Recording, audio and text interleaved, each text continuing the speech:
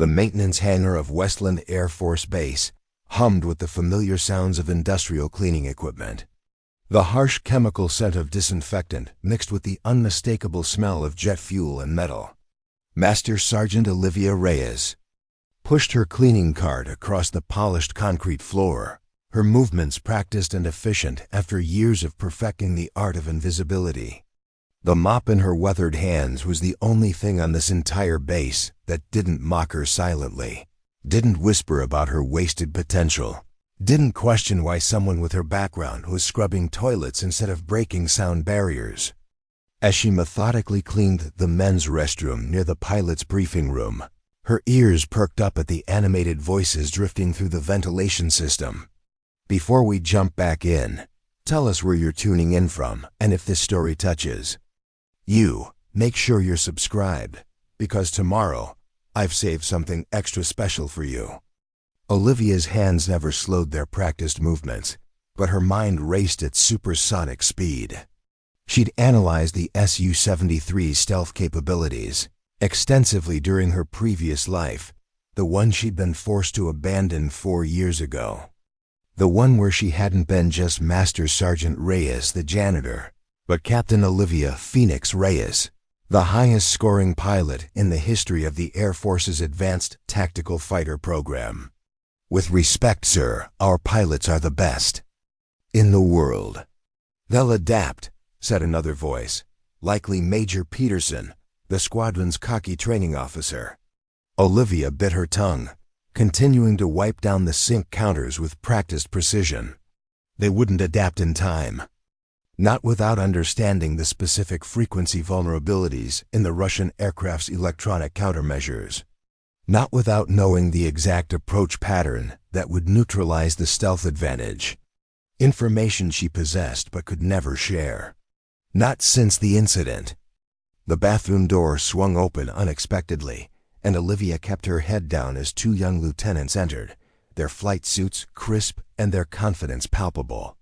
They barely registered her presence, continuing their conversation as if she were merely another fixture in the room.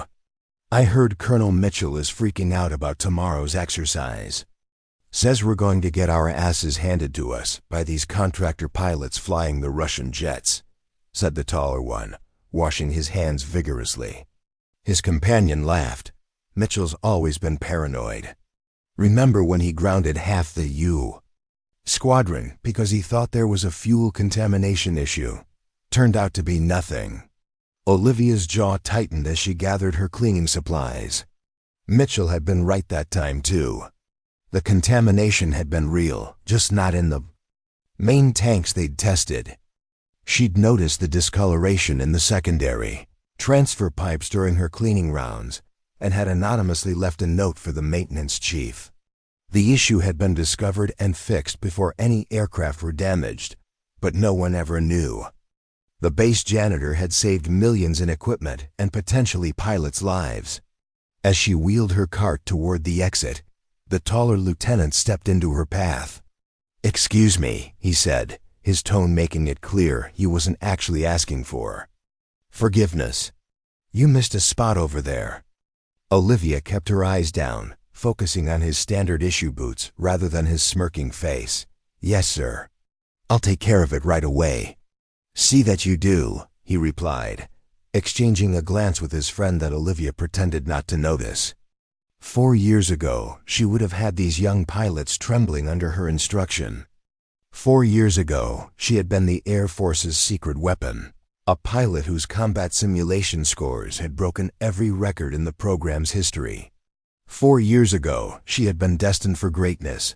Then came the incident at Ramstein.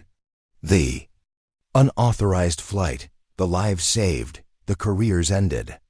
The cover-up that had erased Captain Olivia Reyes from existence and replaced her with a janitor who cleaned toilets and kept her head down. As she finished her shift and punched out at the security desk, Sergeant Wilson barely looked up from his crossword puzzle. "Night, Reyes."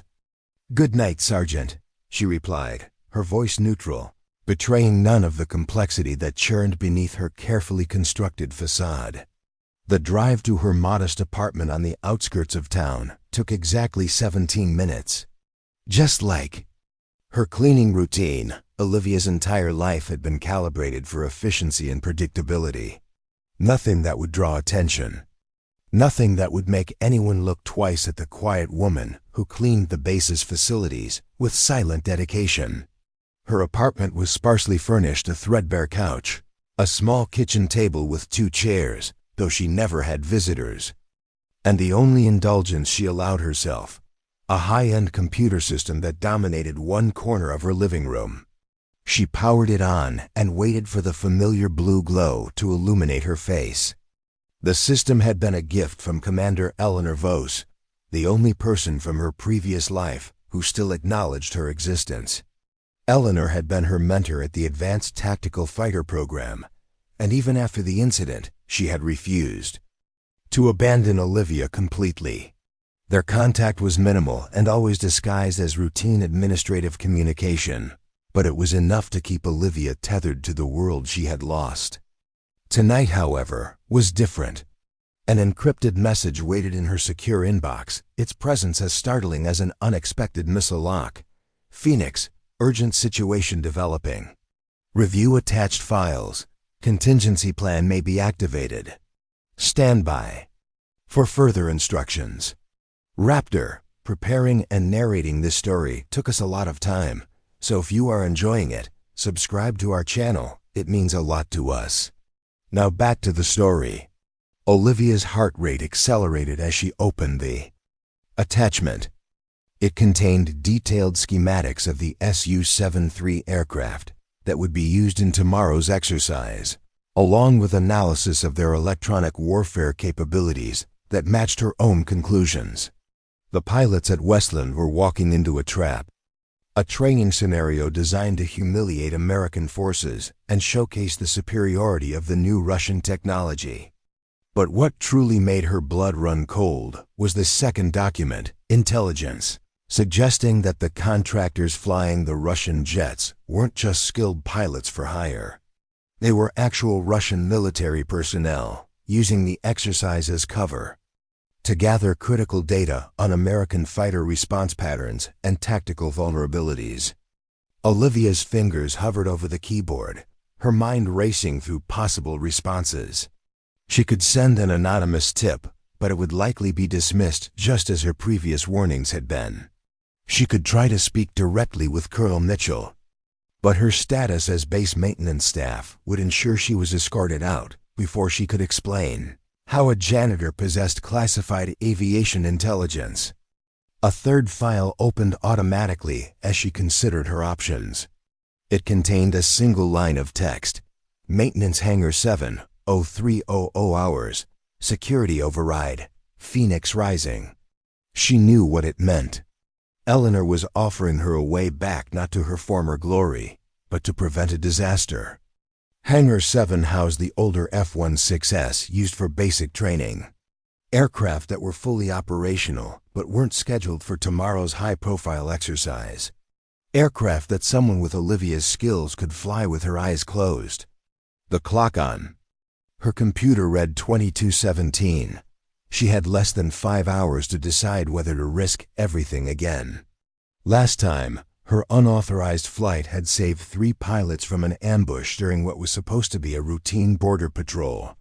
It had also ended her career when the official investigation had needed a scapegoat to avoid an international incident. Olivia closed her eyes, remembering the feeling of the control stick in her hand, the perfect communion between pilot and aircraft, the freedom of the open sky. For 4 years, she had buried that part of herself, accepting her punishment and the erasure of her accomplishments. For 4 years, she had cleaned toilets and mopped floors, finding a different kind of dignity in honest work, no matter how humble. But tomorrow, American pilots would fly into danger, unaware of the true nature of their adversaries. Tomorrow, critical intelligence about U.S. fighter capabilities would be stolen by foreign agents hiding behind the thin veneer of a training exercise. Tomorrow, her silence might cost more than her pride. Olivia stood and moved to her bedroom. Closet, Behind the modest collection of civilian clothes and her maintenance uniforms hung a locked metal box. The key remained on her keychain, though she had not opened the box since moving into this apartment 3 years ago. Inside was her pilot's logbook, her commendations, and a single photograph of her graduating class from the Advanced Tactical Fighter program. 24 faces smiling at the camera. Olivia in the center holding the Top Gun trophy, Eleanor standing proudly behind her. Beneath these mementos lay a flight suit, carefully preserved with the name Reyes and her call sign, Phoenix, embroidered above the breast pocket. She touched the fabric reverently, memories flooding back with painful clarity. The feeling of G-forces pressing her into her seat during complex maneuvers. The exhilaration of breaking the sound barrier. The camaraderie of the squadron. The respect she had earned through skill and determination rather than rank or connections. Her phone buzzed with a text message from an unknown number. Decision time, Phoenix. Olivia checked her watch. 22:43. If she was going to do this, she needed to prepare. She would have one chance, and failure would mean more than just the end of her janitorial career. This time, the consequences would likely include a military prison sentence. But if she succeeded, no, she couldn't think about that. This wasn't about redemption or reclaiming her former status. This was about protecting pilots who were flying into a trap. This was about serving her country in the only way she truly knew how. Olivia laid the flight suit on her bed and began her preparations. First, she accessed the secure server using codes that should have been deactivated years ago, but that Eleanor had somehow kept alive in the system. She downloaded the latest weather reports, the flight patterns for tomorrow's exercise, and the technical specifications for the training aircraft she would be flying. Next, she reviewed the tactical analysis of the Su-73's capabilities, focusing on the weaknesses that the American pilots hadn't been briefed on. The Russian aircraft had a blind spot in their radar coverage at exactly 33 degrees below their flight path. Their electronic countermeasures could be neutralized by rapid frequency switching in a specific pattern. Their superior maneuverability was compromised when performing high G turns at altitudes above 28,000 feet. All information that Olivia had already known or intuited from her previous experience with earlier Russian models. All information that would make the difference between humiliating defeat and tactical victory in tomorrow's exercise. By midnight, she had formulated a plan. She would enter the base using her regular maintenance credentials during the night shift. Instead of reporting to her usual cleaning assignment, she would make her way to Hangar 7 using the security override code Eleanor had provided. She would prep and launch one of the F-16s, timing her takeoff to coincide with the 5 a.m. shift change when attention would be divided. Once airborne, she would maintain radio silence and position herself high above the exercise zone, waiting for the moment when the contractor pilots executed their true mission. When they deployed their electronic warfare suite to blind the American fighters, Olivia would drop in from above, demonstrating the countermeasures that would neutralize the Russian advantage. It wasn't a perfect plan. Success depended on precise timing and the element of surprise. Failure points existed at every stage, from base entry to aircraft acquisition to the tactical engagement itself. But it was the only plan that might prevent tomorrow's disaster. Olivia changed into dark clothing and packed her flight suit into a nondescript backpack. She checked her watch again. 0:37. Time to move.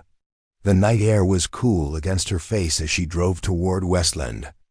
Her mind was clear, focused in a way it hadn't been since her last combat mission. Whatever happened in the coming hours, she would be a pilot again, if only for a brief time.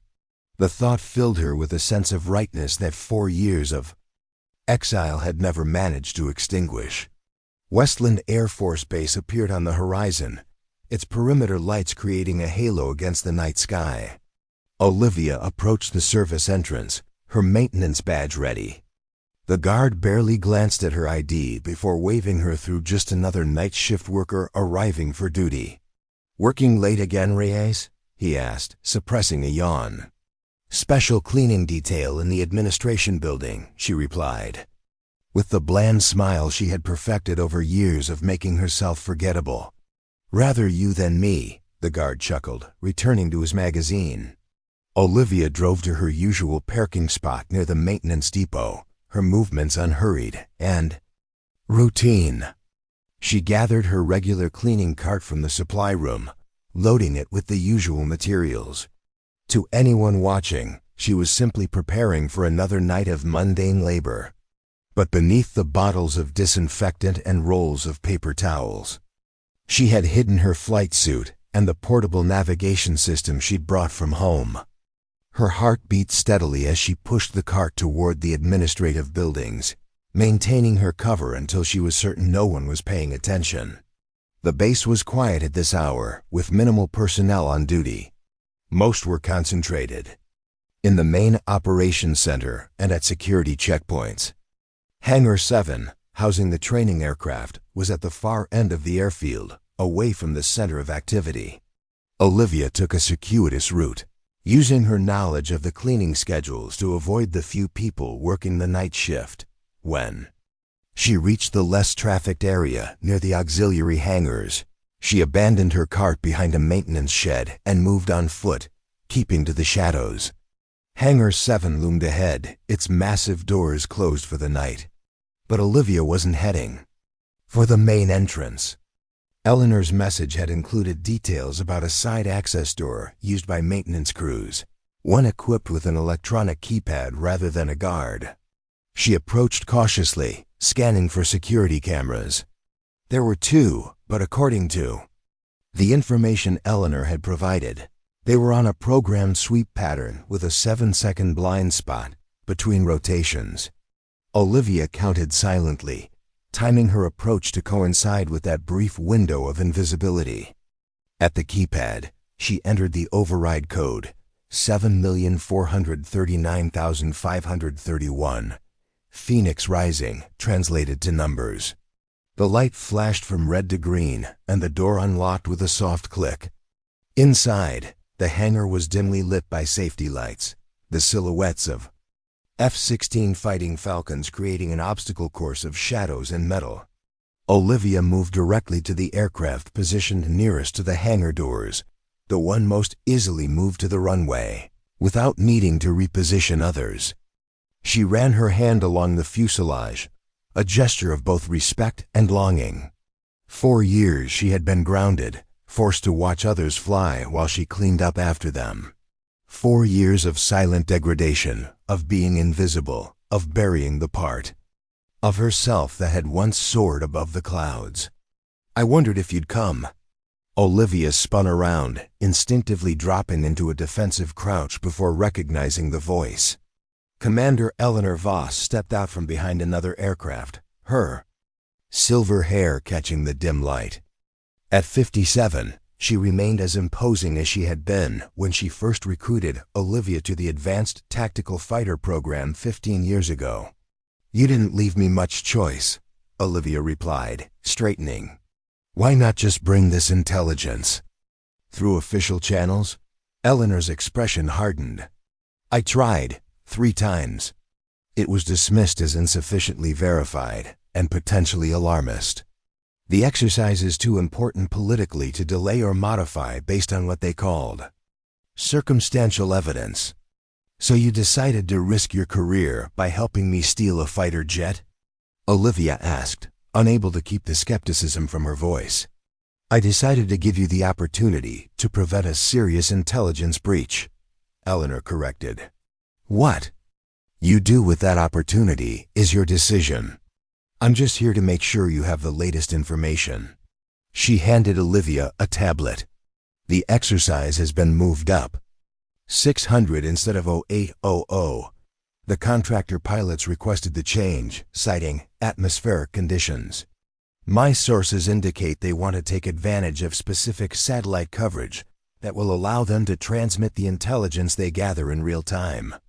Olivia reviewed the information, her tactical mind already adjusting her plan. "I'll need to launch by 0530 to be in position. The preflight has already been done," Eleanor said. "The aircraft is fueled and the systems are hot." I logged it. As a maintenance test scheduled for 0500, Olivia looked up from the tablet, studying her former mentor's face. "You could still be court-martialed for this, or worse." Eleanor smiled thinly. "Some things are worth the risk." "You're unauthorized." Flight 4 years ago saved 3 pilots, even if the official record says otherwise.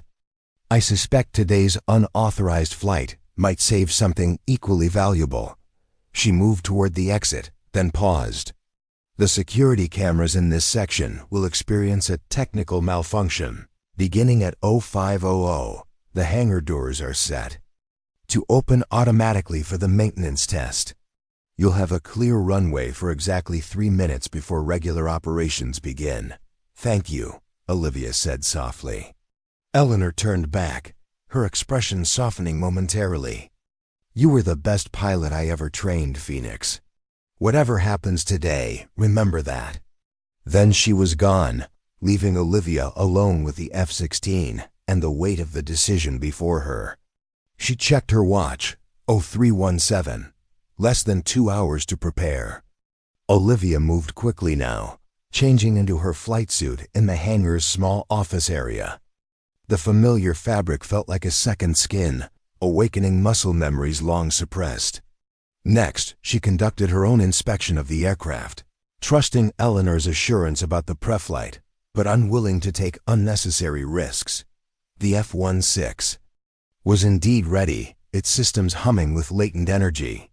Olivia ran her hand along the control surfaces, reacquainting herself with the aircraft's dimensions and characteristics.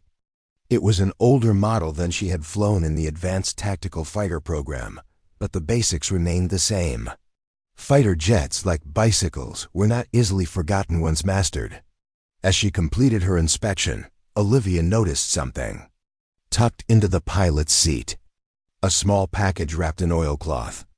Inside was a flight helmet, not a standard issue model, but her personal helmet from her days as Captain Reyes, the custom-fitted interior, the calcined Phoenix stenciled on.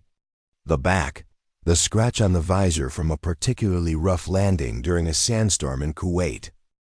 Eleanor had kept it all this time, a silent testament to her belief that someday, somehow, Olivia Reyes would fly again.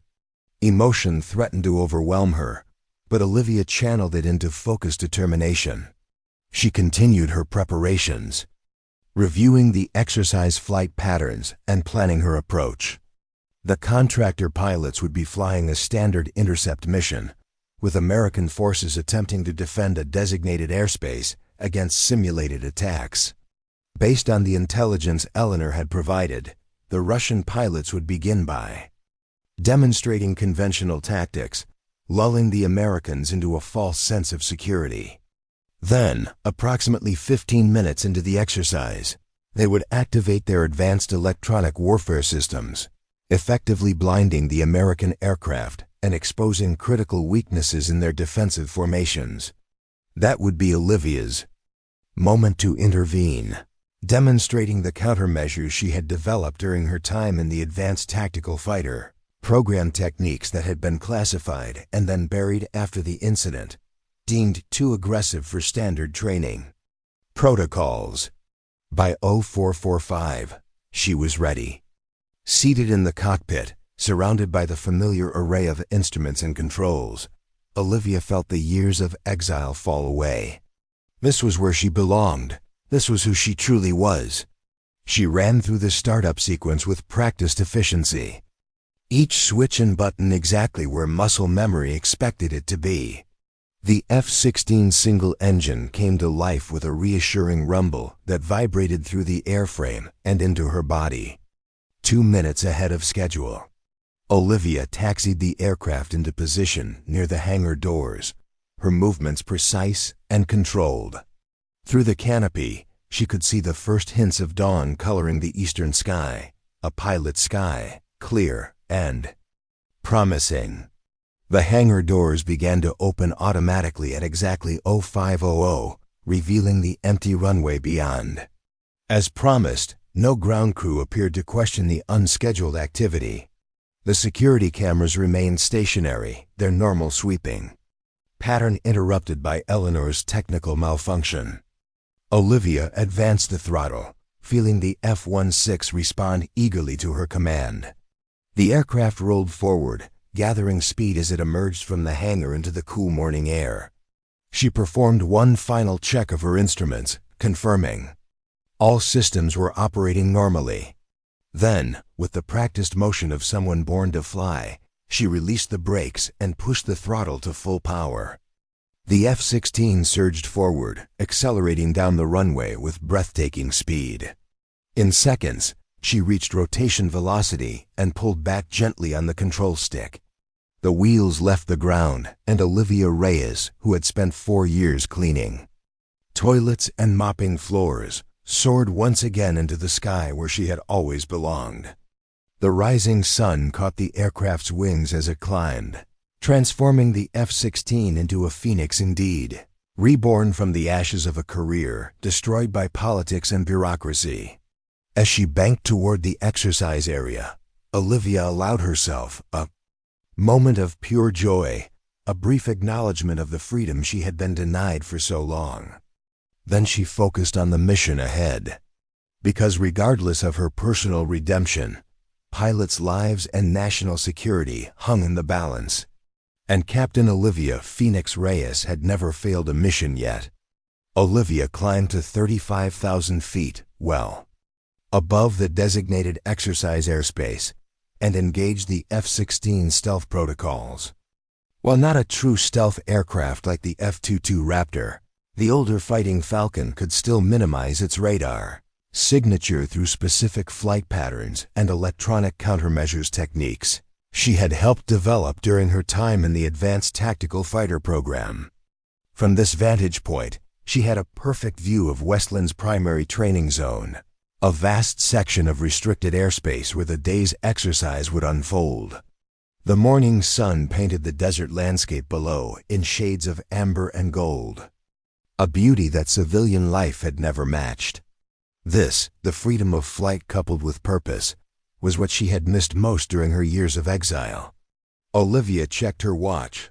0543. The exercise participants would be preparing for takeoff. Now. She activated her tactical display, configuring it to passively monitor radio communications on the frequencies reserved for the training mission.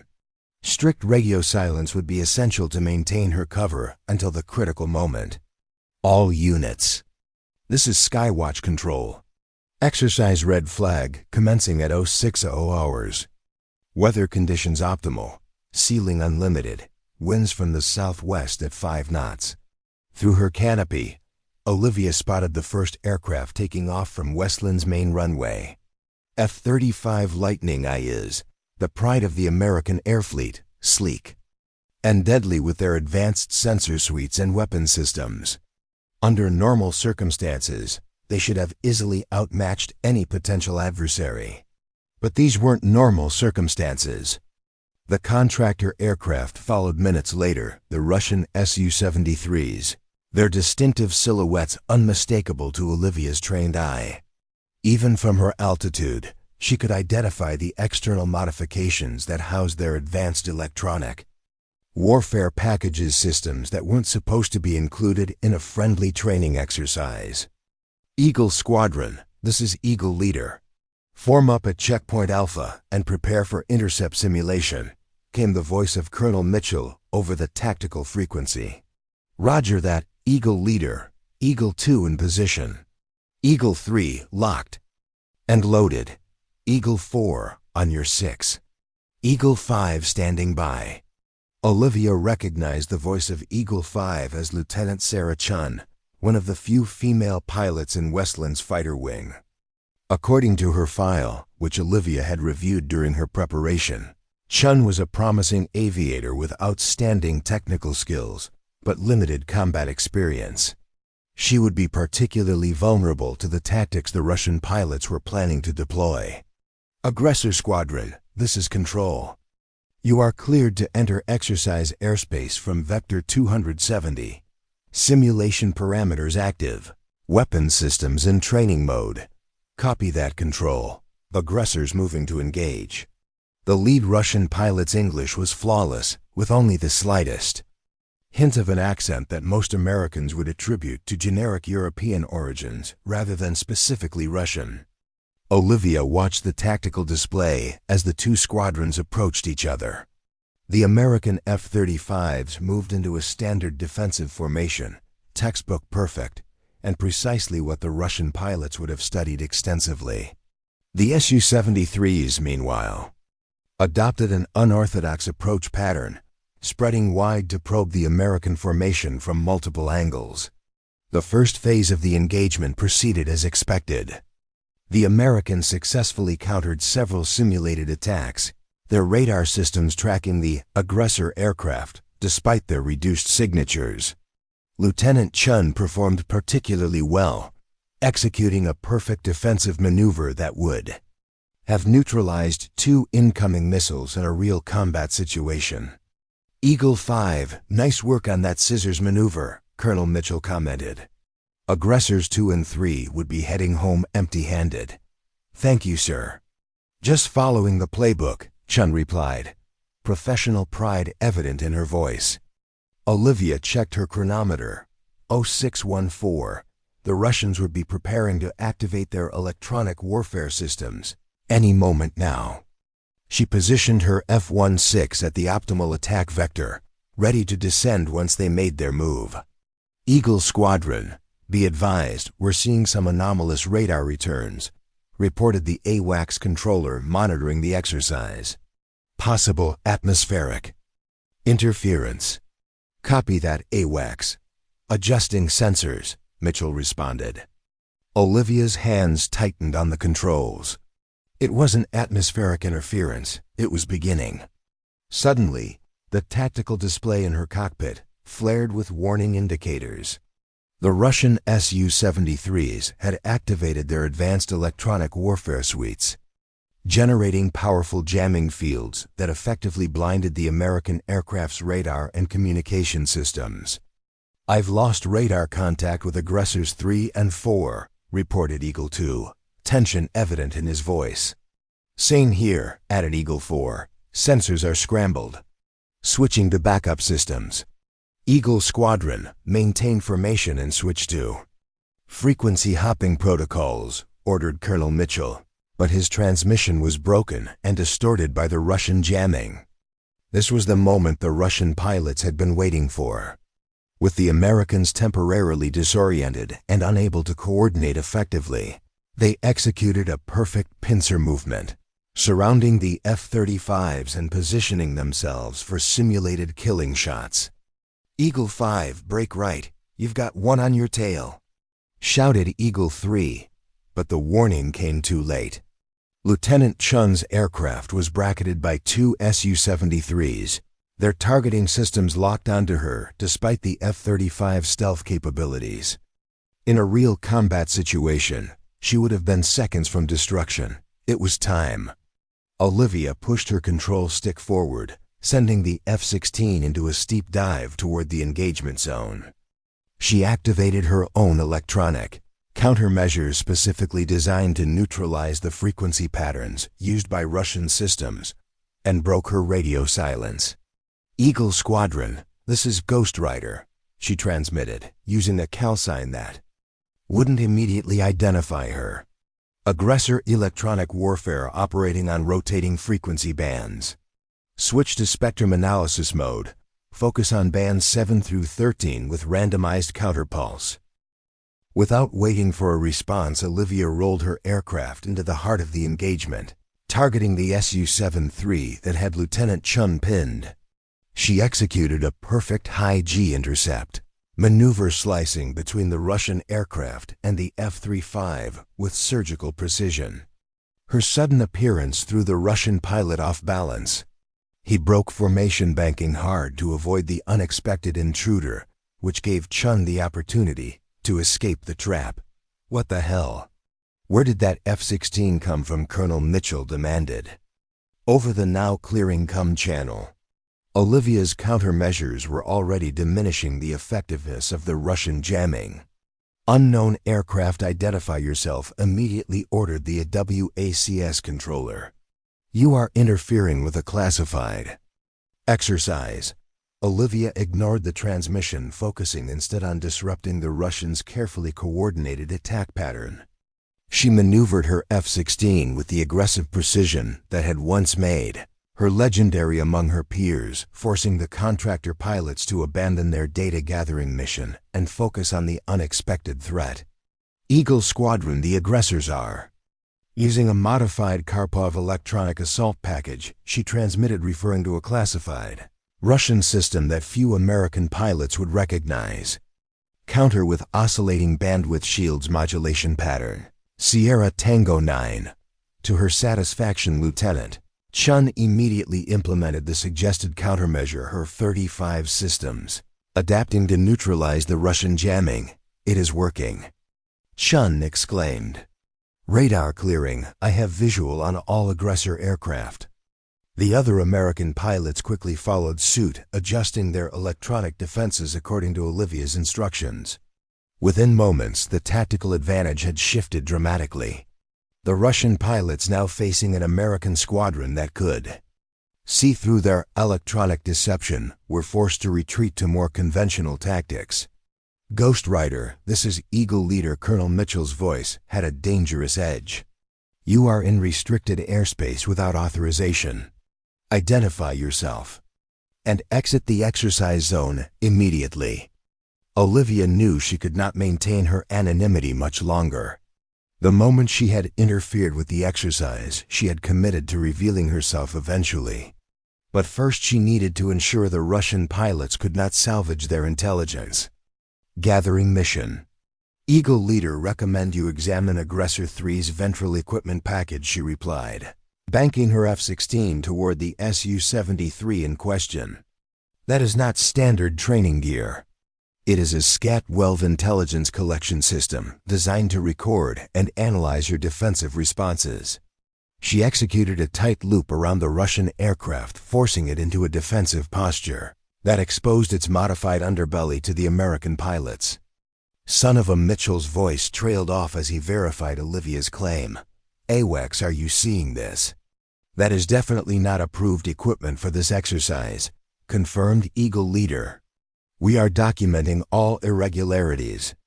Exercise is suspended. Effective immediately.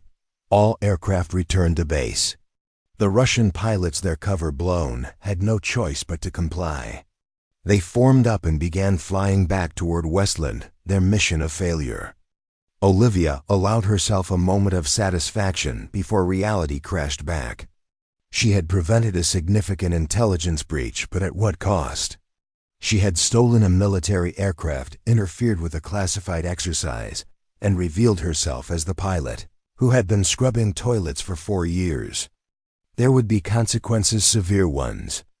Ghost Rider, you will accompany Eagle Squadron back to Westland, immediately, Mitchell ordered.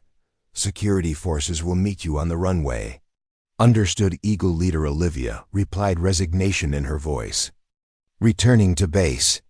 As she fell into formation with the American fighters, Lieutenant Chun maneuvered her F-35 alongside Olivia's F-16. Ghost Rider, this is Eagle 5. Chun transmitted on a private channel. Those countermeasures you suggested, they are not in any manual I have ever studied.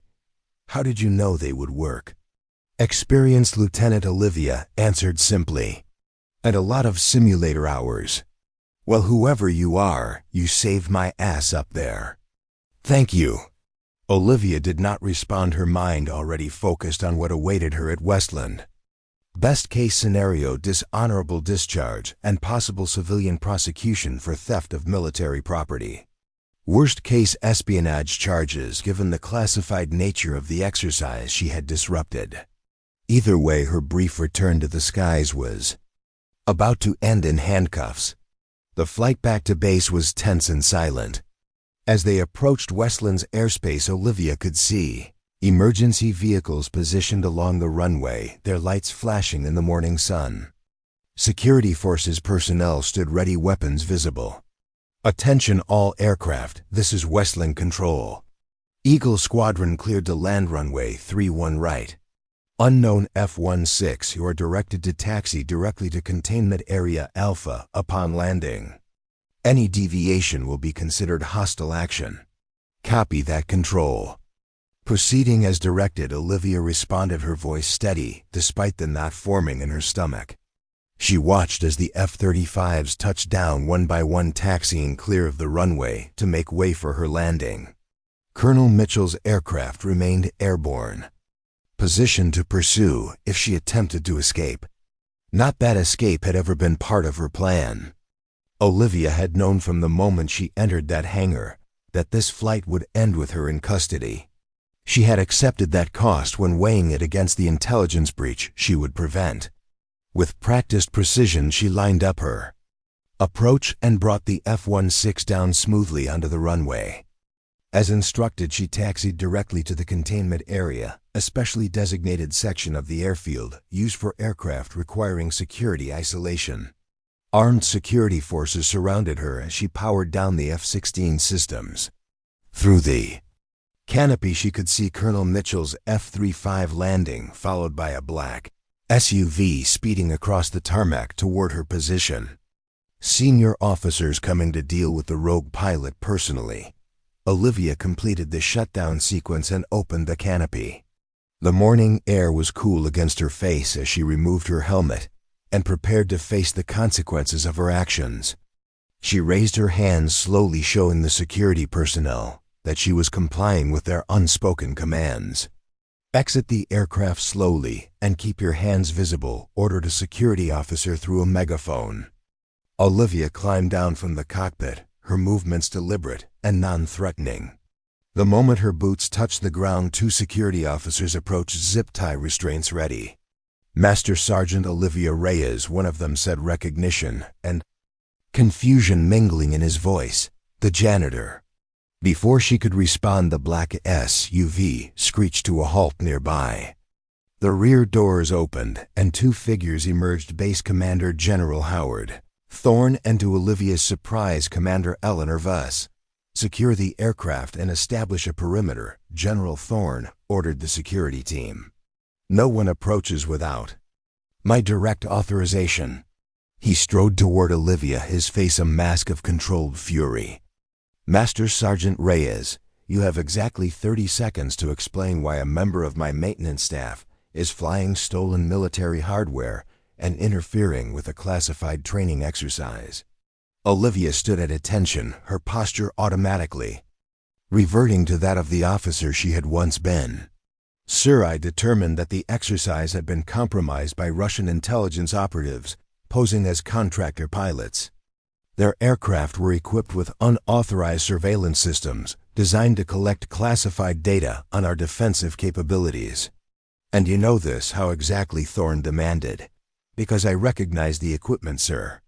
The ventral package on Aggressor 3 is a SCAT-12 intelligence gathering system. I have encountered similar systems during previous deployments. General Thorne's eyes narrowed. Previous deployments. As a janitor, Eleanor Vos stepped forward. General, if I may. Master Sergeant Reyes' service record has been selectively edited. Her previous role with the Air Force was classified following an incident 4 years ago. Classified. Thorne looked between Vos and Olivia's suspicion, giving way to dawning comprehension. Are you telling me she's not actually maintenance personnel? Officially, that is exactly what she is, Eleanor replied carefully. Unofficially, before the incident, she was Captain Olivia Phoenix Reyes, the highest scoring pilot in the history of the Advanced Tactical Fighter program. The security officers exchanged glances, their grips on their weapons loosening slightly as confusion replaced their earlier certainty. And you did not think this information might be relevant to share with me when she was assigned to my base? Thorne asked, his voice dangerously quiet. It was need to know, sir, Eleanor answered. Part of the agreement that kept her out of prison after the incident. Colonel Mitchell joined them, having taxied his F-35 to a nearby position. He removed his helmet, his expression a mixture of anger and confusion. General, regardless of who she was, she stole military aircraft and interfered with a classified exercise. That is at least 3 court-martial offenses. 4 actually, Olivia corrected automatically. Unauthorized access to a restricted area, theft of military property, violation of restricted airspace, and interference with a military operation. Mitchell glared at her. "You are not helping your case, Sergeant." "But she may have prevented a significant intelligence breach," Eleanor interjected. "The equipment she identified on the Russian aircraft, if confirmed, represents a direct violation of the exercise parameters agreed upon by both parties." General Thorne's radio crackled with an incoming transmission. "Sir, this is Lieutenant Chun. Request permission to approach your position. I have relevant information regarding the incident." "Granted," Thorne replied after a moment's hesitation. Lieutenant Sarah Chun jogged toward them, still in her flight suit, her expression determined. She saluted crisply before addressing the general. "Sir, Ghost Rider Master Sergeant Reyes, she saved our squadron from a tactical ambush. The electronic countermeasures she suggested weren't in any of our briefing materials, but they worked perfectly against the aggressor's jamming systems." "That doesn't excuse theft of military aircraft, Lieutenant," Mitchell said firmly. "No, sir, it doesn't," Chun agreed. "But it does raise questions about why someone with her obvious expertise and tactical knowledge is cleaning toilets instead of flying fighters." An uncomfortable silence fell over the group. Olivia remained at attention, her face expressionless despite the turbulent emotions beneath the surface. This was the moment of truth, the point where her past and present collided in ways that could no longer be ignored or hidden. General Thorne studied her with new interest. "I want a full briefing on this situation. Commander Vos, Colonel Mitchell, my office, 15 minutes. And bring our janitor pilot with you." He turned to the security officers. "Escort Master Sergeant Reyes to my office. She is to remain under guard, but remove those restraints. I want answers, not a spectacle." As they walked toward the administration building, Eleanor fell into step beside Olivia. "This isn't exactly how I planned for your return to flying," she said quietly. "You had a plan?" Olivia asked, surprised. "I've had several over the years. None of them involved you stealing an F-16, I'll admit." Despite everything, Olivia felt a smile tugging at the corner of her mouth. "Improvisation was always my strong suit." "That it was," Eleanor agreed. "Now we just need to convince General Thorne that your skills are worth more in the cockpit than with a mop." The general's office was austere and imposing, with a wall of military commendations and photographs documenting a distinguished 30-year career. Olivia stood at attention before his desk, flanked by security officers, while Eleanor, Colonel Mitchell, and Lieutenant Chun took seats to one side. General Thorne entered last, accompanied by a stern-faced woman in a dark suit whom Olivia recognized as Diane Harlow, the Defense Intelligence Agency's liaison to Westland. "Preliminary inspection confirms Master Sergeant Reyes' assessment," Harlow announced without preamble. "The Russian aircraft were equipped with unauthorized intelligence-gathering systems. We've detained the pilots for questioning and impounded their aircraft for further analysis." Thorne nodded grimly. "So we have a genuine counterintelligence situation on our hands. The question remains, how did our base janitor know what to look for when our own intelligence officers missed it?" All eyes turned to Olivia. She squared her shoulders, recognizing that the next few minutes would determine her fate. "Permission to speak freely, sir." "Granted," Thorne replied. "And I suggest you hold nothing back, Sergeant. 4 years ago, I was Captain Olivia Reyes, Calcine Phoenix, assigned to the 33rd Fighter Squadron at Ramstein Air Base. During a routine border patrol, I identified electronic signatures consistent with a Russian ambush formation targeting a transport, carrying senior NATO officials. My squadron commander dismissed my assessment and ordered me to maintain position. Olivia paused, the memory still painful after all this time. I disengaged from formation and intercepted the Russian fighters before they could engage the transport. 3 MiG-31s with live weapons, sir, not a training exercise. I forced them to break off their attack, saving the transport and its passengers. And for this heroic action, you were punished? General Thorne asked, skepticism evident in his tone. For disobeying direct orders, endangering the formation, and potentially triggering an international incident, yes, sir.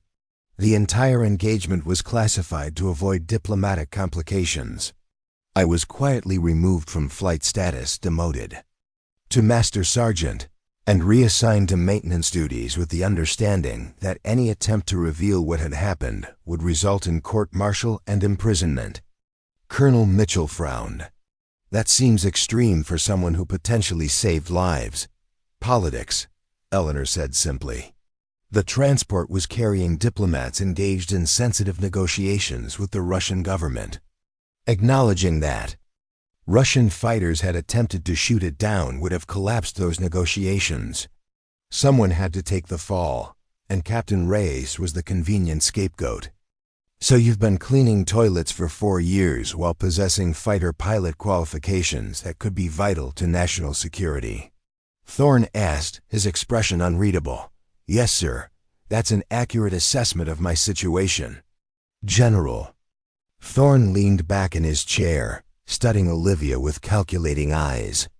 And today, you stole an aircraft and interfered with a classified exercise because I recognized the same patterns that preceded the incident 4 years ago, sir.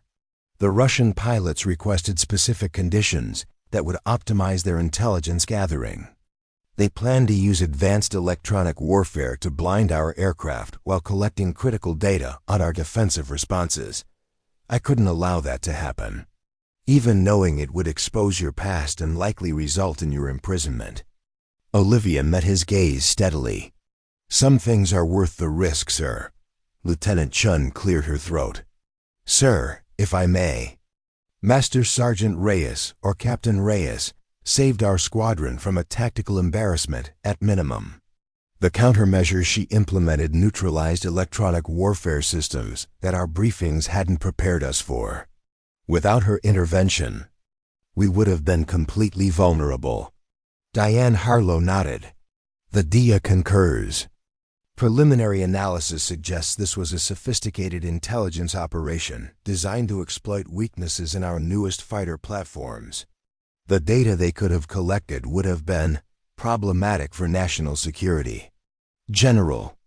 Thorne stood and walked to the window, looking out at the airfield where the F-16 Olivia had flown now, sat surrounded by security personnel. Commander Voss, you were aware of Sergeant Reyes's true background all along? Yes, sir. I was her commanding officer at the Advanced Tactical Fighter Program before her assignment to Ramstein. I've been monitoring her situation since the incident, and you facilitated today's unauthorized flight? Eleanor didn't hesitate. I provided information about a potential security breach through appropriate channels. When that information was ignored, I made a judgment call to ensure it reached someone who could act on it effectively. Thorne turned back to face them. That's a very careful way of saying yes. Yes, sir, it is.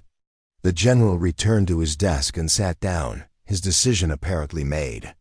Sergeant Reyes, your actions today represent a serious breach of military protocol and potentially multiple violations of the Uniform Code of Military Justice. Olivia maintained her position of attention, prepared for the worst. However, Thorne continued, they also potentially prevented a significant intelligence compromise. The question now becomes, what do we do with a janitor who can outfly our best pilots and identify threats our intelligence officers missed? The room was silent as everyone awaited his verdict. "I'm recommending a full security review of today's incident," General Thorne announced after a long moment of consideration. "Until that review is complete, Master Sergeant Reyes will remain under base restriction, confined to quarters except when escorted for debriefing sessions." It wasn't imprisonment, but it wasn't exoneration either. Olivia maintained her rigid posture, betraying none of the disappointment that threatened to crack her carefully constructed facade. "Sir," Eleanor began, "given the circumstances." Thorne silenced her with a raised hand. "Commander Voss, you're already on thin ice. I suggest you not make your situation worse." He turned back to Olivia. "You are dismissed, Sergeant. Security will escort you to your quarters. I expect full cooperation with the investigation team." "Yes, sir," Olivia replied crisply, executing a perfect about-face before the security. Officers flanked her to lead her from the room. As the door closed behind them, she heard Lieutenant Chen's voice rise in protest, quickly silenced by the general's authoritative tone. Whatever support the young pilot might offer, it wouldn't change the inevitable outcome. Olivia had known the consequences when she made her choice. At least she had prevented the Russians from gathering critical intelligence. At least the American pilots had returned safely. Those facts would have to be enough. The security officers led her across the base to the enlisted housing area, where she maintained a small room, barely more than a closet with a bed and a desk, but it had been home for 4 years. As they approached the building, Olivia noticed a crowd gathering near the entrance. Maintenance personnel, administrative staff, and surprisingly, several pilots still in their flight suits. "What's going on?" she asked one of her escorts. The security officer shrugged. "Word travels fast on base, especially when a janitor steals a fighter jet and outwits Russian operatives." As they drew closer, Olivia recognized the faces in the crowd. People she had cleaned up after for years. People who had walked past her 1,000 times without a second glance. People who had never bothered to learn her name until today. The crowd parted silently as she approached, their expressions a mixture of curiosity, respect, and disbelief. No one spoke, but she could feel their eyes following her, evaluating her with new understanding. The janitor who was actually an elite fighter pilot. The woman who had been scrubbing toilets while possessing skills that could save American lives. Once inside her quarters, the security officers took positions outside her door. "We'll be right here if you need anything, ma'am," one of them said, the respectful address slipping out automatically despite her current rank. Alone for the first time since landing, Olivia sat on her narrow bed and tried to process the morning's events. The exhilaration of flight after so long grounded. The satisfaction of outmaneuvering the Russian pilots. The vindication of proving her tactical assessments correct once again. And now, the hollow uncertainty of waiting for a military bureaucracy to decide her fate. Her ruminations were interrupted by a soft knock at the door. One of the security officers opened it to reveal Lieutenant Sarah Chun, still in her flight suit, but now carrying a tablet computer. "Master Sergeant Reyes, the General has authorized me to debrief you regarding the tactical countermeasures you employed during today's exercise," Chun announced formally for the benefit of the security officers. "May I come in?" Olivia stood. "Of course, Lieutenant." Chun entered, waiting until the door closed behind her before her professional demeanor softened. "That was for them," she said, gesturing toward the door. "What I really wanted to say was thank you, and to ask you 1,000 questions about how you knew exactly what those Russian pilots were planning." "You're welcome," Olivia replied, gesturing for Chun to take the room's only chair while she remained standing. "As for the how, experience, pattern recognition, and a lot of studying Russian tactical doctrine during my previous life." Chun placed the tablet on the desk, revealing that it wasn't even turned on clearly, just a prop to justify her visit. "They're saying you were some kind of prodigy, that you set records in the advanced tactical fighter program that still haven't been broken." Olivia shrugged. uncomfortable with the praise. I was good at my job. I still am, even if my job now involves more mop buckets than missile launches. But why? Chun leaned forward, genuine confusion in her eyes. Why would they ground their best pilot? Force her to become invisible? It doesn't make sense. Politics rarely does, Olivia answered simply. I broke formation to prevent an attack on a diplomatic transport. Saved lives but embarrassed the wrong people. Sometimes doing the right thing comes with consequences. Like stealing an F-16 to stop Russian intelligence gathering. Olivia allowed herself a small smile. Exactly like that. Chun shook her head in disbelief. You knew you'd be caught. You knew they'd throw the book at you. But you did it anyway. Some things are worth the risk, Lieutenant. The safety of your squadron. The security of our tactical data. The integrity of our defense systems. These things matter more than one person's career or freedom. That's incredible, Chun said softly. All this time, you've been right here on base, watching us fly. Knowing you could do it better, and we never even noticed you. That was rather the point, Olivia replied. Invisibility was part of my sentence. Well, you're definitely not invisible anymore. The whole base is talking about you. The janitor who outflew the Russians. The toilet cleaner who saved the F-35 program from an intelligence breach. The description should have felt demeaning, but instead, Olivia found it strangely satisfying. 4 years of anonymity shattered in a single morning flight. Lieutenant Chun, I appreciate the visit, but I doubt the General authorized you to come here just to express gratitude. What's really going on? Chun glanced toward the door, lowering her voice. There's something happening. High-level communications coming in from the Pentagon. Commander Voss is in with the General, and they've been on secure calls for the past hour, and there's a congressional aide asking questions about the Ramstein incident that was supposedly classified. Olivia's pulse quickened. The Ramstein incident had been buried under so many layers of classification that even mentioning it should have raised red flags.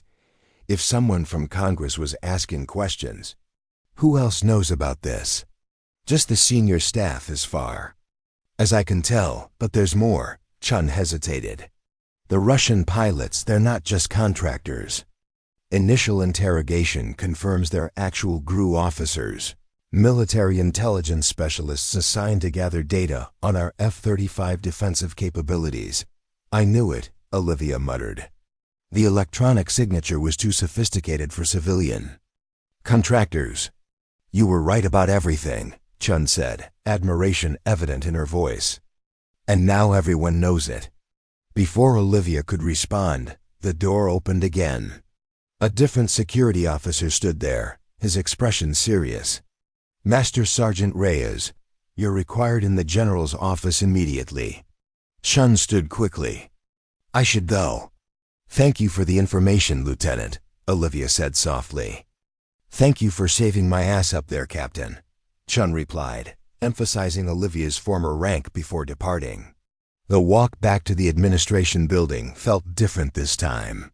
The security escort maintained a respectful distance rather than flanking her closely. Base personnel they passed stopped to stare openly, some even offering small nods of acknowledgement. News had spread, and perceptions were shifting rapidly. When they reached General Thorne's office, Olivia was surprised to find not just the General and Commander Voss waiting, but also a silver-haired man in an expensive suit whom she immediately recognized as Senator William Harrison, chair of the Senate Armed Services Committee. Master Sergeant Reyes, General Thorne said, his tone carefully neutral. Senator Harrison has some questions regarding your previous service and today's incident. Olivia came to attention. Yes, sir. The senator studied her with keen interest. At ease, Sergeant, or should I say, Captain? That seems to be the question of the hour. Olivia shifted to parade rest, her hands clasped behind her back. Master. Sergeant is my current rank, sir. Yes, after a most unusual demotion following the Ramstein incident, Harrison said, placing a folder on the general's desk. An incident that, according to these records, never officially happened. Classified operations often don't officially happen, Senator, Olivia replied carefully. Harrison smiled thinly. Indeed. Which makes it all the more interesting when Russian state media begins hinting at details of such non-existent incidents in their propaganda broadcasts. Olivia's eyes widened slightly. Sir? For the past month, Russian news sources have been running stories about American military incompetence, citing a specific example of a female pilot who was punished for preventing a peacetime navigation error by Russian aircraft near NATO airspace. Harrison opened the folder. They claimed this pilot was demoted and removed from flight status because she embarrassed senior officials by exposing flaws in the chain of command. Russian propaganda often manipulates facts to serve their narrative, Senator, General Thorne interjected. Usually yes, Harrison agreed. But in this case, their narrative appears surprisingly accurate, if incomplete. They're using the Ramstein incident and Master Sergeant Reyes' subsequent treatment as evidence that American military leadership values political expediency over operational effectiveness. Eleanor stepped forward. Senator, if I may. The decision to ground Captain Reyes was made at levels far above any of us in this room. There were diplomatic considerations that have now become irrelevant, Harrison finished for her. The Russians are already using the incident in their information warfare. The damage to those sensitive negotiations has been done. Meanwhile, we've wasted 4 years of expertise from one of our most capable tactical pilots during a period of increasing international tension. He turned back to Olivia. And today, Master Sergeant Reyes, you once again violated direct orders to prevent Russian intelligence gathering, potentially saving the F-35 program from a significant security compromise. Is that an accurate assessment? I believed the exercise had been compromised, sir, and acted accordingly, Olivia answered diplomatically. You stole a fighter jet, Captain, Harrison said bluntly, deliberately using her former rank. An act that would normally end with you in a military prison. Instead, you're standing here being questioned by a United States senator. Do you know why? Olivia remained silent, sensing that the question was rhetorical. Because sometimes extraordinary circumstances require extraordinary actions, and sometimes the system fails to recognize talent until it's forced to. Harrison closed the folder. The Armed Services Committee has initiated a review of the Ramstein incident and your subsequent treatment. Preliminary findings suggest a significant miscarriage of military justice, possibly influenced by diplomatic pressures that were, frankly, inappropriate. The room fell silent as the implications of the senator's words sank in. A congressional review could overturn decisions made by the highest levels of military command. It could restore what had been taken from her. General Thorne cleared his throat. Senator, while I appreciate the committee's interest, there are established channels for reviewing classified incidents and personnel decisions. Yes, and those channels have failed spectacularly in this case, Harrison replied sharply. We've had a top-tier fighter pilot cleaning toilets while Russian intelligence officers infiltrate our training exercises. That represents a systemic failure that requires immediate correction. He turned back to Olivia. Captain Reyes, and I use that rank deliberately, the committee will require your testimony regarding both the Ramstein incident and today's events. In the meantime, I've requested that your flight status be provisionally reinstated pending full review. Olivia's carefully maintained composure threatened to crack. Flight status reinstated? After 4 years of exile? Sir, I'm not sure that's within proper protocol, she managed to say. Harrison smiled, more genuinely this time. Captain, I think we've established that protocol has not served you or the Air Force particularly well in this situation. Sometimes, the system needs a course correction to achieve its ultimate purpose, maintaining the most effective fighting force possible. He turned to General Thorne.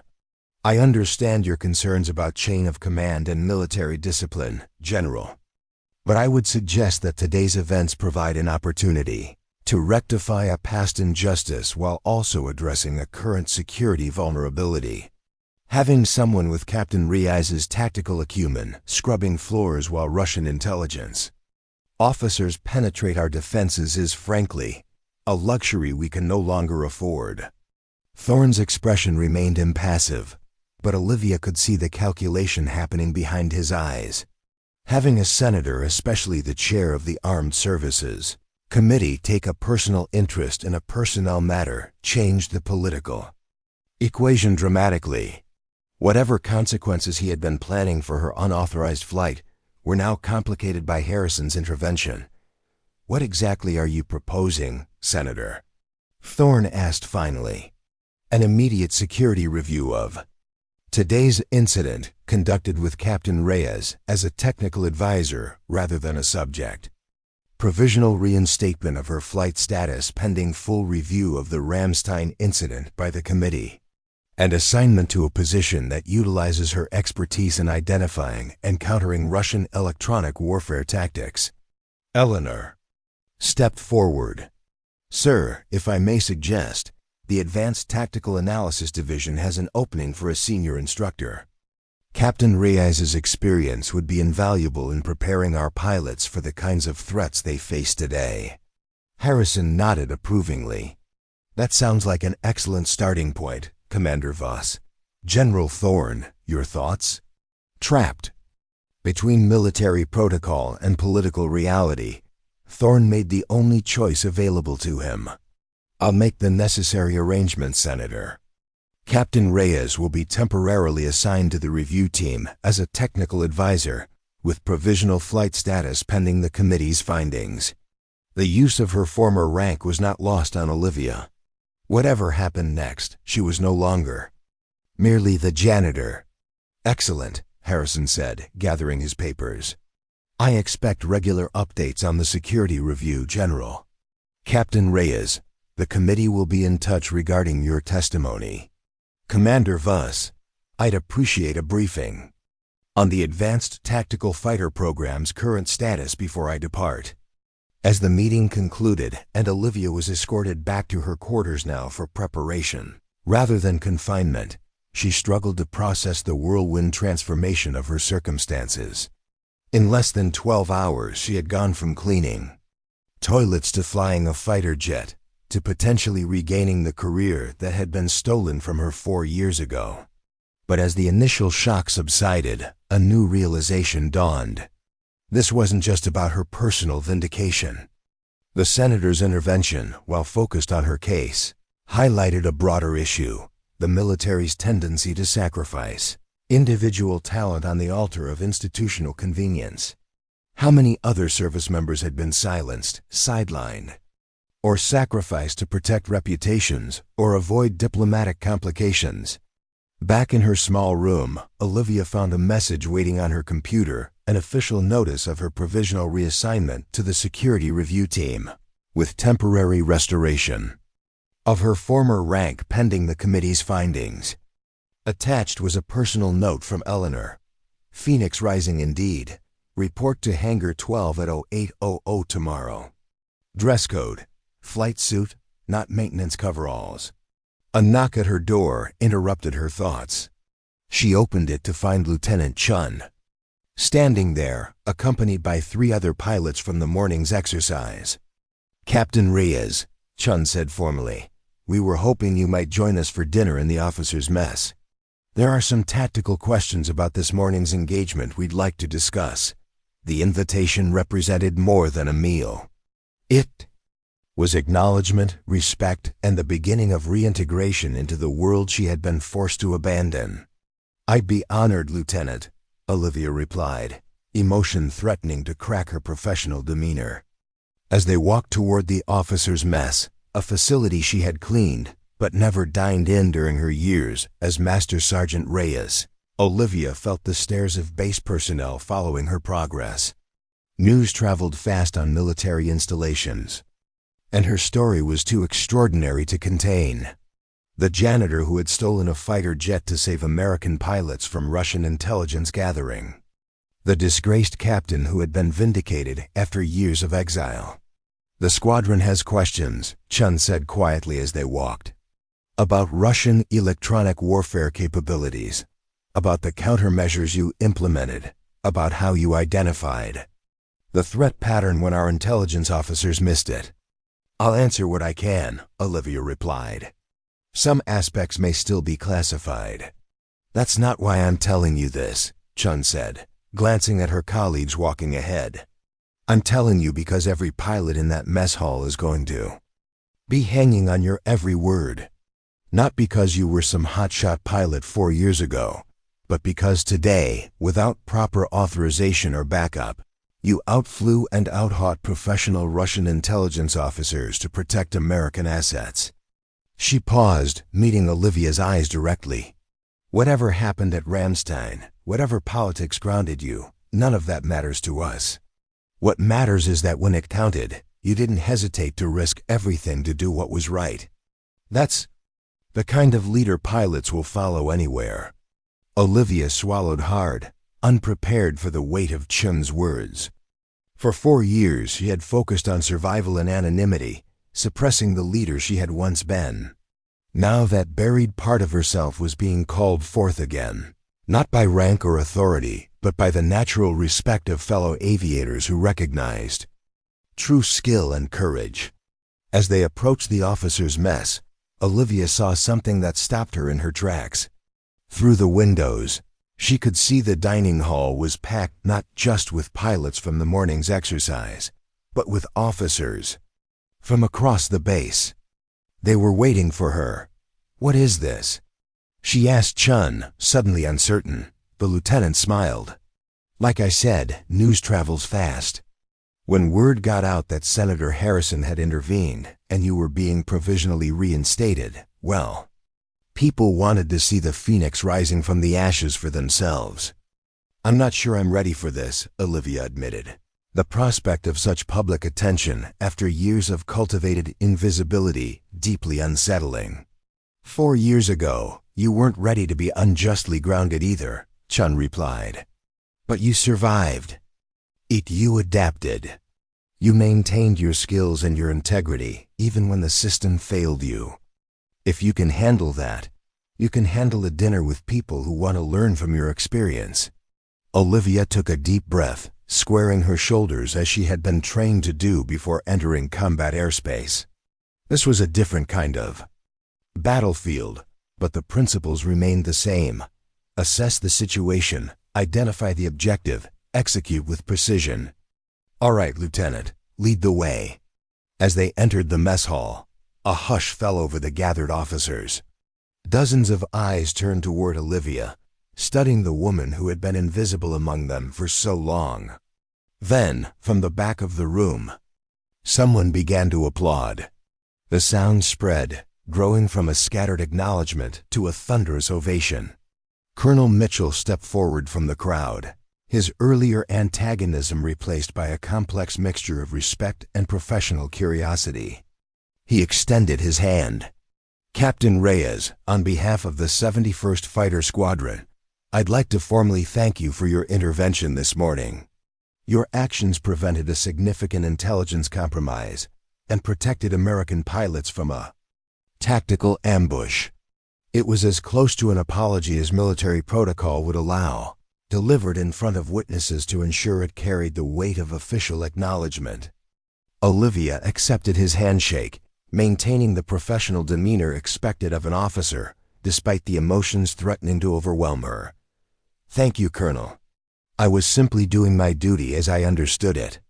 "Well, your understanding of that duty saved my pilots from a very bad day," Mitchell replied.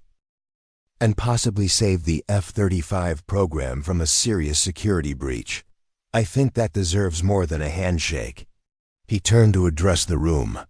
"Ladies and gentlemen, I give you Captain Olivia Phoenix Reyes, who reminded us all today that true skill and courage can't be grounded by politics or bureaucracy." The applause resumed, even louder than before.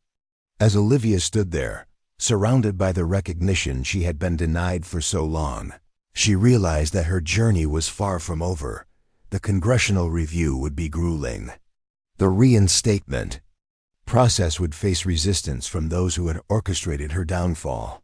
The transition from janitor to captain again would challenge both her and the system that had failed her. But in this moment, surrounded by fellow officers who valued skill and integrity over rank or protocol, Olivia Reyes felt something she had almost forgotten: the pride of being seen for who she truly was.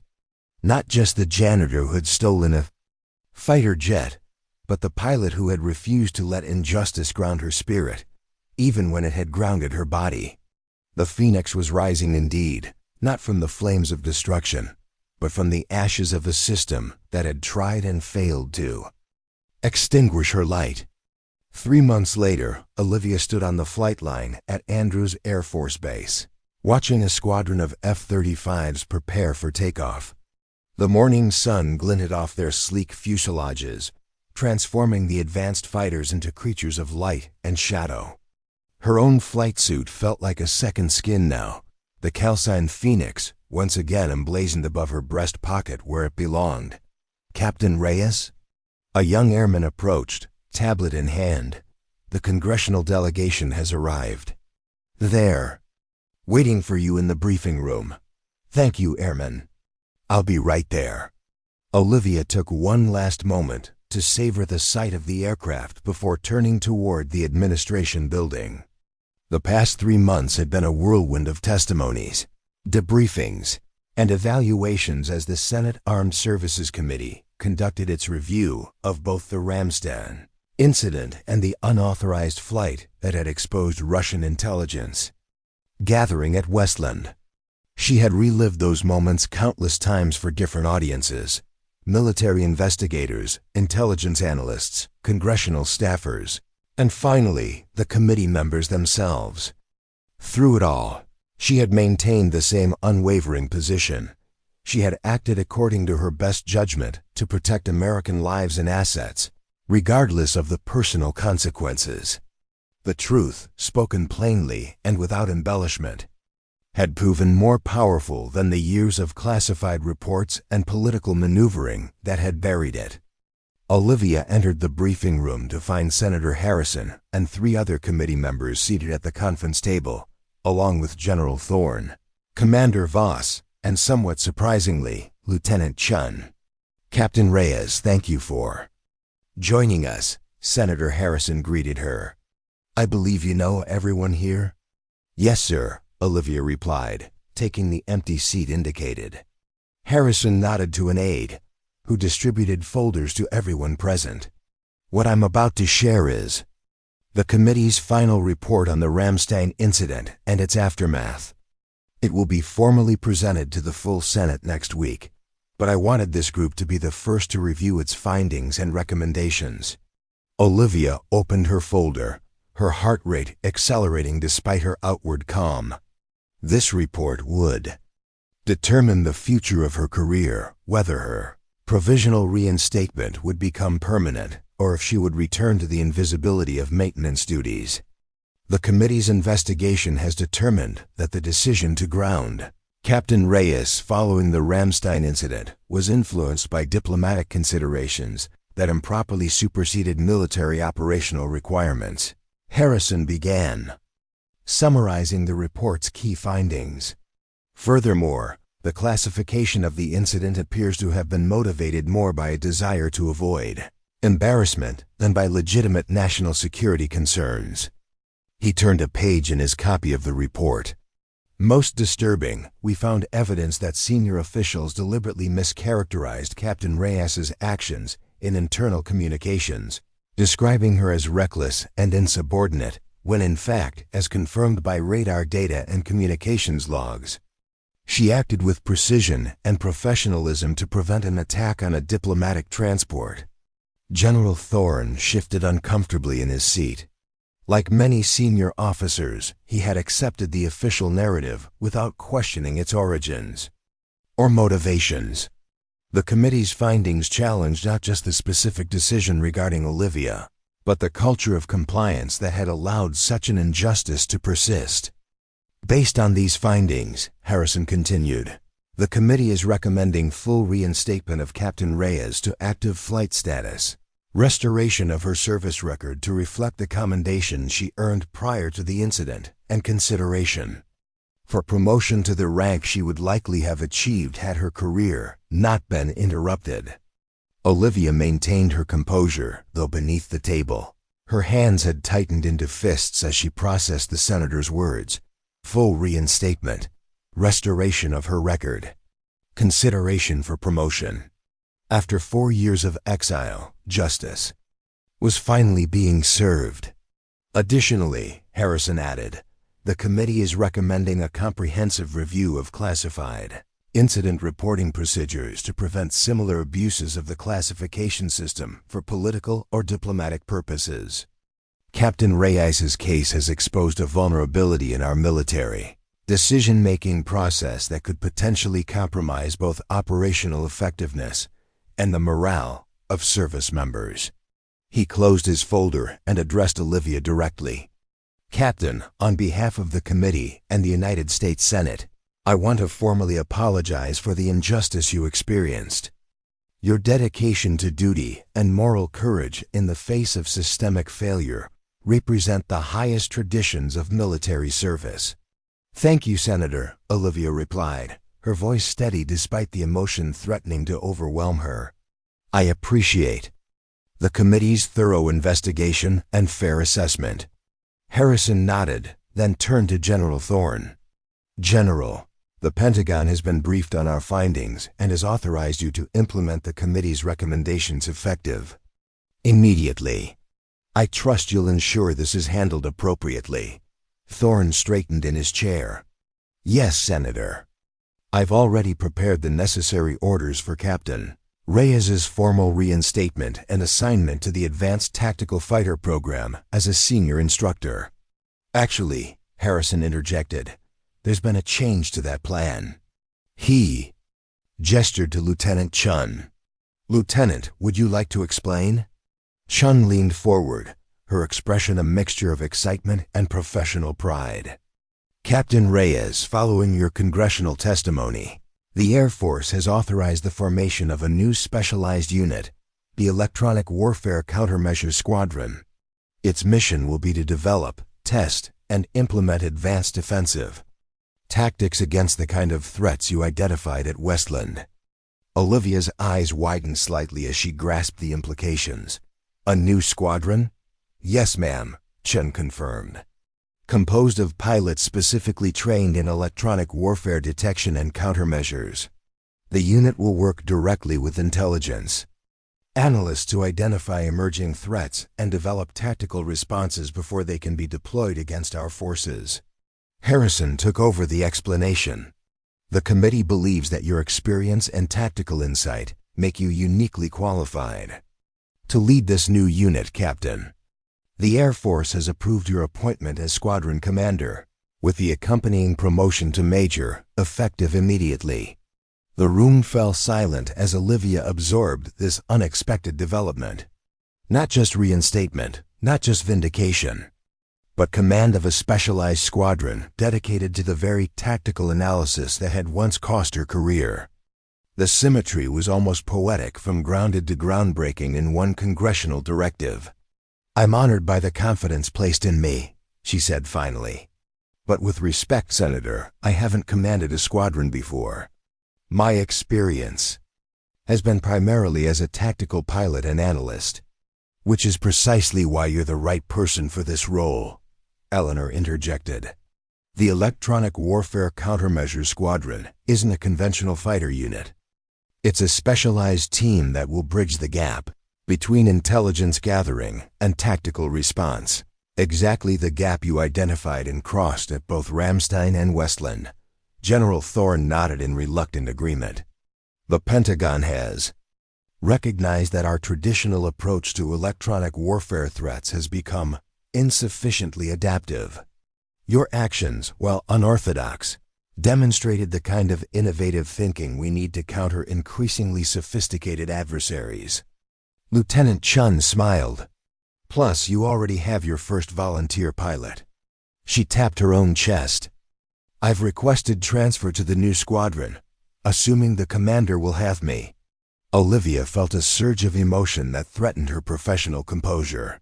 From cleaning toilets to commanding a specialized squadron in just 3 months. Transformation was almost too much to process.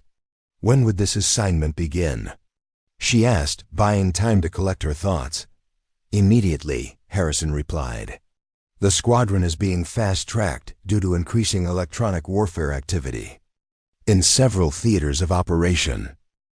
You'll have 6 weeks to establish operational protocols and begin pilot selection and training. Olivia took a deep breath, weighing the opportunity against the tremendous responsibility it represented.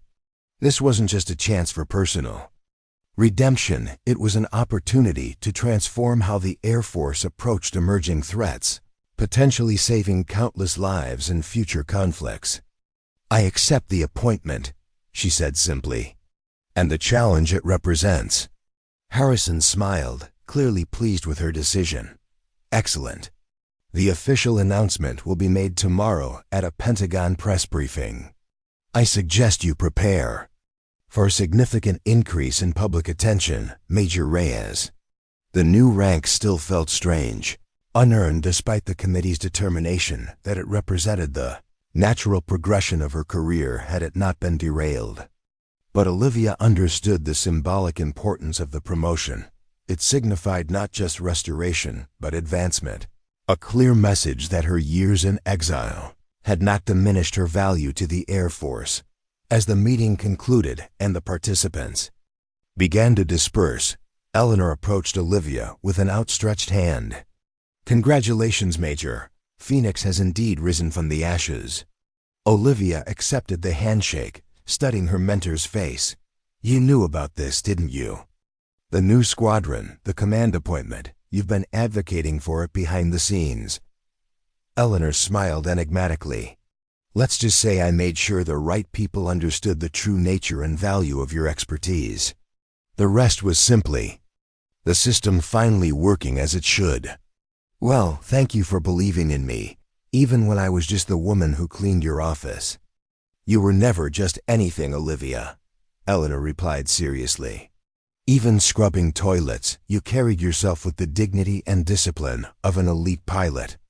That's why I never gave up on finding a way to get you back where you belong. Lieutenant Chun joined them, practically vibrating with excitement. So, Commander, when do we start building our squadron? Olivia glanced at her watch. Report to Hangar 12 at 0800 tomorrow, Lieutenant. Dress code, flight suits, not maintenance coveralls. She echoed Eleanor's words from months earlier, the memory bringing a smile to both their faces. Yes, ma'am. Chun saluted crisply before hurrying off, already pulling out her phone to spread the news. Eleanor watched her go with an amused expression. She reminds me of you, you know. Talented, determined, unwilling to accept artificial limitations. Let's hope her career path involves fewer detours through the janitorial department, Olivia replied dryly. The system is changing, Olivia. Slowly perhaps, but changing nonetheless. Your case has forced a reevaluation of how we handle unorthodox talent and uncomfortable truths. Eleanor's expression turned serious. The squadron you're building isn't just about electronic warfare countermeasures. It's about creating a space where pilots can be rewarded for seeing beyond conventional wisdom, for trusting their instincts when established doctrine fails. Olivia nodded, understanding the broader implications of her new command. A place where doing the right thing doesn't end with cleaning toilets for 4 years? Exactly. Eleanor squeezed her shoulder before departing. The Phoenix Squadron has a nice ring to it, don't you think? Alone in the briefing room, Olivia allowed herself a moment to process everything that had happened. From the depths of professional exile to the command of a specialized squadron in just 3 months, it was a trajectory that defied conventional career paths and institutional norms. But then, conventional paths had never been her strength. If her journey had taught her anything, It was that true excellence often required breaking with established patterns, seeing threats and opportunities that others missed, and having the courage to act when protocols failed. The next morning, Olivia arrived at Hangar 12 precisely at 0730, half an hour before the scheduled meeting with Lieutenant Chun. The massive space had been recently repurposed, with new equipment being installed and workstations set up around. A central briefing area. This would be the operational headquarters of the Electronic Warfare Countermeasures Squadron, her squadron. A maintenance crew was already at work, installing the squadron's newly designed insignia on the wall behind. What would be her office? A phoenix rising from flames, wings spread wide, with electronic pulses radiating from its form. Below it, the squadron's motto, "Beyond Conventional Sight." "What do you think, Major?" asked the crew chief, stepping back to admire the installation. "It's perfect," Olivia replied, her throat tight with emotion. "Absolutely perfect." The symbolism wasn't subtle, but it was appropriate. Like the mythical phoenix, she had emerged from the flames of career destruction, transformed by the experience rather than consumed by it. And now, that transformation would benefit not just her, but the entire Air Force through the specialized unit she would lead. Lieutenant Chun arrived precisely at 0800, accompanied by 3 other pilots who had been part of the Westland exercise. All wore flight suits and expressions of eager anticipation. "Reporting as ordered, Major Reyes," Chun announced formally, though her eyes sparkled with barely contained excitement. "Welcome to the Phoenix Squadron, Lieutenant," Olivia replied, gesturing toward the emblem on the wall. "I see our insignia has been approved." "Yes, ma'am." The design committee had some suggestions, but Senator Harrison intervened. Said the symbolism was particularly apt given the unit's genesis. Olivia smiled, appreciating the senator's continued support. "Well, we have a lot of work ahead of us. 6 weeks to establish operational protocols, select and train pilots, and develop a comprehensive approach to electronic warfare countermeasures that goes beyond conventional defensive tactics. Permission to speak freely, ma'am." "Always." "Lieutenant." Chun's professional demeanor softened slightly. "The pilots gathered here, we've all reviewed the committee's findings on the Ramstein incident and your actions at Westland. We've studied your tactical approaches and countermeasures implementations. And we all volunteered for this squadron because we believe in what you represent, the courage to trust your training, and instincts even when the system tells you to stand down." The other pilots nodded in agreement, their expressions reflecting the same commitment Chun had articulated. "I appreciate your confidence," Olivia said carefully. "But this squadron isn't about me or my past experiences. It's about developing a new approach to electronic warfare threats that keeps American pilots safe and maintains our tactical advantage in increasingly complex battle spaces." "With all due respect, Major," one of the other pilots interjected, "it's about both. The tactical innovations you're bringing to the table and the moral courage you demonstrated by acting on your convictions despite the personal cost. Those qualities go hand in hand." Olivia studied the young officer thoughtfully. He was right, of course. The Phoenix Squadron would inevitably reflect her personal journey as well as her tactical expertise. The challenge would be channeling that narrative into constructive training rather than allowing it to become a distraction from their core mission. "Fair point, Captain," she conceded. "Now let's get to work. We have a squadron to build." The next 6 weeks passed in a blur of activity. Olivia established a rigorous selection process for additional pilots, focusing not just on technical flying skills, but on cognitive flexibility and pattern recognition abilities. She developed training scenarios based on the latest intelligence on Russian and Chinese electronic warfare capabilities, incorporating the lessons from both Ramstein and Westland. Eleanor provided invaluable support, leveraging her connections in the Advanced Tactical Fighter program to secure resources and institutional backing. General Thorne, perhaps seeking to compensate for his initial skepticism, ensured the new squadron received priority in equipment allocation and training airspace. But the most surprising support came from an unexpected source: maintenance personnel and ground crew from Westland Air Force Base, many of whom had worked alongside Olivia during her years as a janitor without ever knowing her true background. They volunteered for transfer to the Phoenix Squadron, bringing with them a level of dedication and respect that transcended traditional hierarchies.